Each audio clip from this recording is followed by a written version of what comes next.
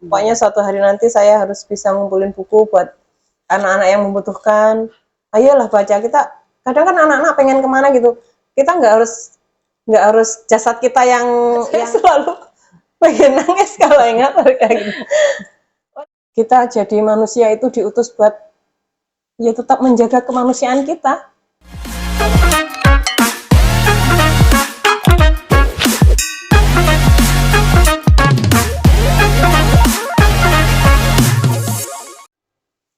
Assalamualaikum warahmatullahi wabarakatuh. Waalaikumsalam. Hai sahabat pustaka, jumpa lagi bersama saya dalam acara Bisik Bincang Asik.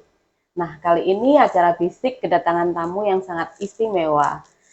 Beliau adalah Makom Ilalang, biasanya dipanggil Mak Ecah Blitar ya. Selamat datang di acara Bisik ya Makom ya. Terima kasih Mbak Lili. Baiklah, apa kabar Makom? Baik. Baik, alhamdulillah. Oke, alhamdulillah. Saya penasaran nih, kenapa Makom ini dipanggil Makom Ilalang atau Maknya Cah Blitar? Dulu awalnya kan tempat saya dipakai itu basecampnya anak-anak literasi, terus anak-anak pendaki juga. Dan mereka terbiasa memanggil saya Mak gitu. Akhirnya seperti jadi ibu sendiri ya? Iya, akhirnya jadi ke bawah semua jadi manggil Mak gitu. Sampai saat ini Iya. dipanggilnya Makom. Makom ini di rumah itu dengar-dengar kan ada apa namanya, rumah baca ya? Iya. Sejak kapan? Itu berdiri 30 Januari tahun 2015 mulai berdiri.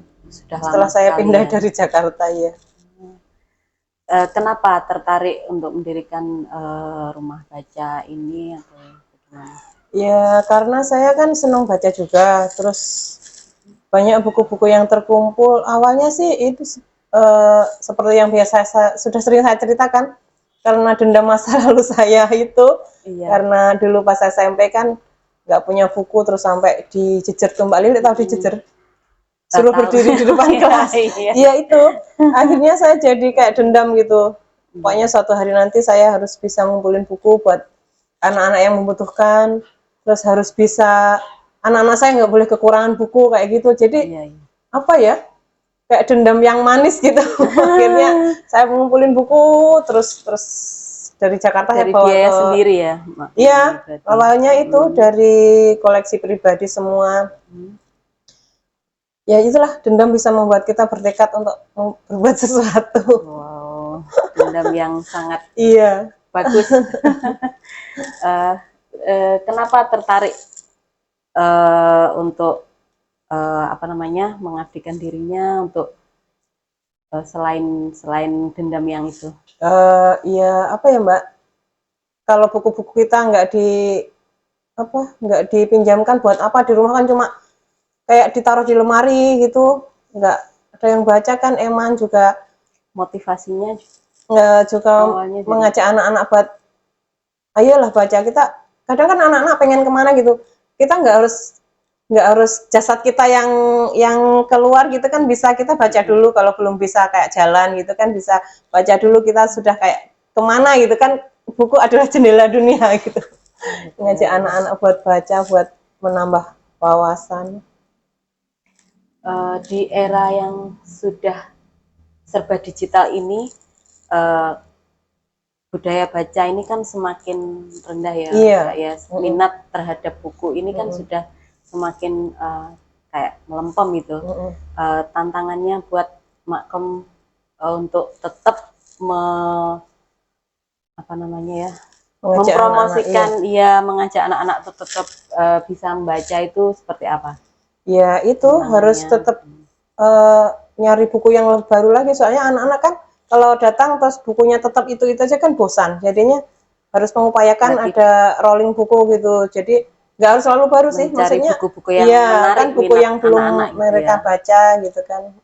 Pengadaan buku lagi sih, sama itu mengupayakan ada kegiatan-kegiatan yang menarik anak-anak buat datang kembali ke Ilalang. Kita ini mengenal Makom ini sebagai maknya bocah Blitar. Bahkan teman-teman perpus jalanan dan juga anak-anak jalanan yang beberapa orang itu memiliki stigma negatif gitu ya di mata masyarakat. Itu apa yang membuat Makom itu merasa sayang sama anak-anak ini dan mengajak anak-anak untuk apa namanya aktif di kegiatan literasi ini? Iya itu Mbak. Kadang kan orang mikirnya kalau anak-anak jalanan, anak yang dipikirnya sampah itu kan disia-siakan gitu.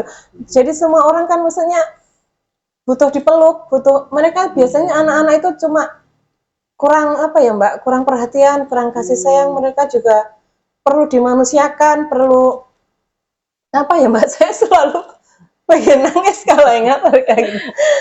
Mereka juga punya hati, punya keinginan untuk dicintai gitu loh Mbak. Iya.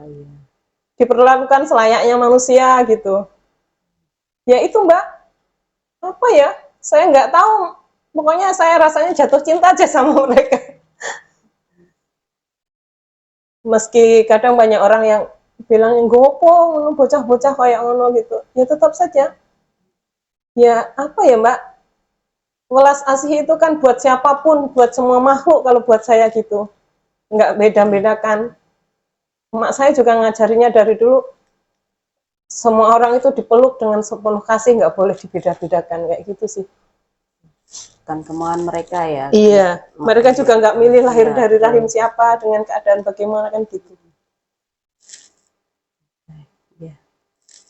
Berarti setiap kali ada kegiatan di rumah bacanya Makom, anak-anak ini selalu dirangkul, diajak berkegiatan supaya bisa apa ya, adaptasi sama sesempatnya mereka lah Mbak. Soalnya mereka kan juga punya kegiatan sendiri.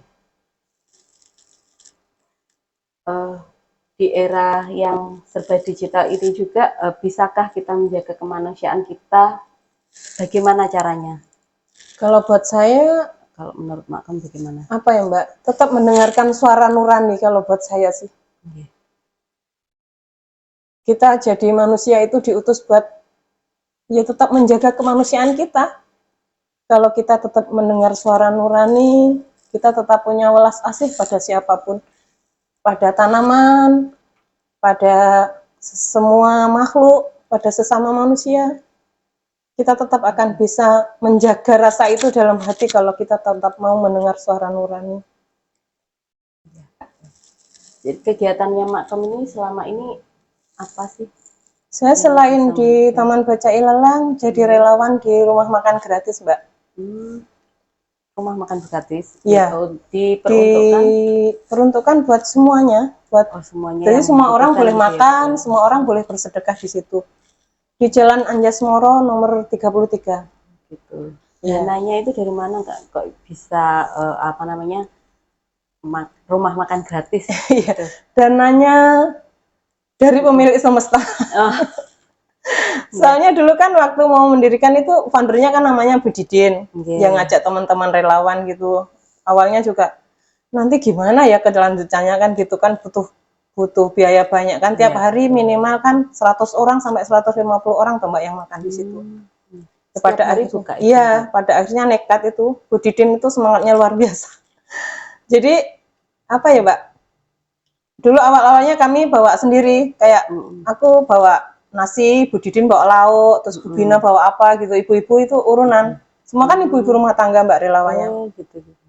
Jadi ada berapa minggu kami urunan kan gitu, kan awal-awal belum banyak banget.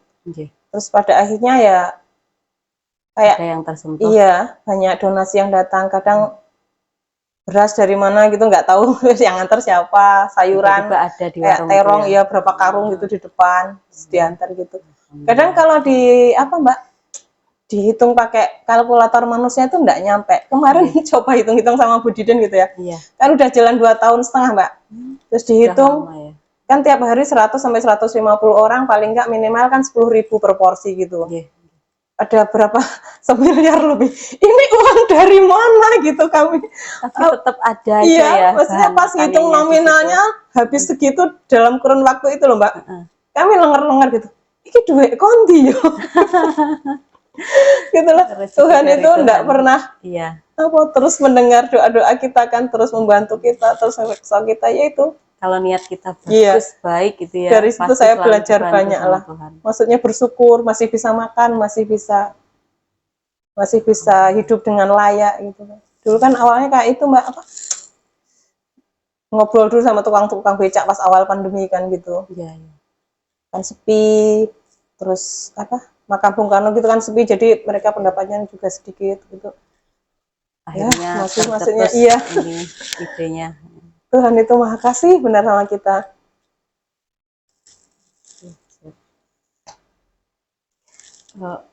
Pesan-pesan yang mau disampaikan Makom, khususnya kaum muda, anak-anak yang apa namanya, terlantar atau yang anak jalanan yang belum mendapatkan hidayah untuk bagaimana?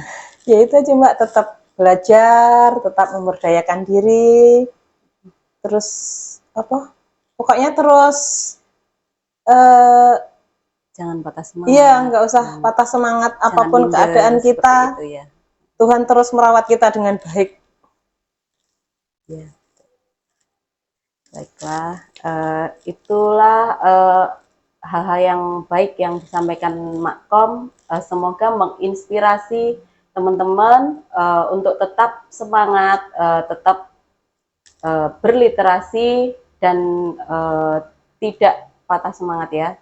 Si Makom sudah mau hadir di acara Bisik Bincang Asik kali ini. Sama-sama. Nah, teman-teman, sahabat pustaka, itulah tadi bahasan kita tentang literasi dalam nafas kemanusiaan. Semoga bisa menginspirasi teman-teman untuk tetap semangat berliterasi. Sampai jumpa lagi. Salam sehat, salam literasi. Dinas Perpustakaan.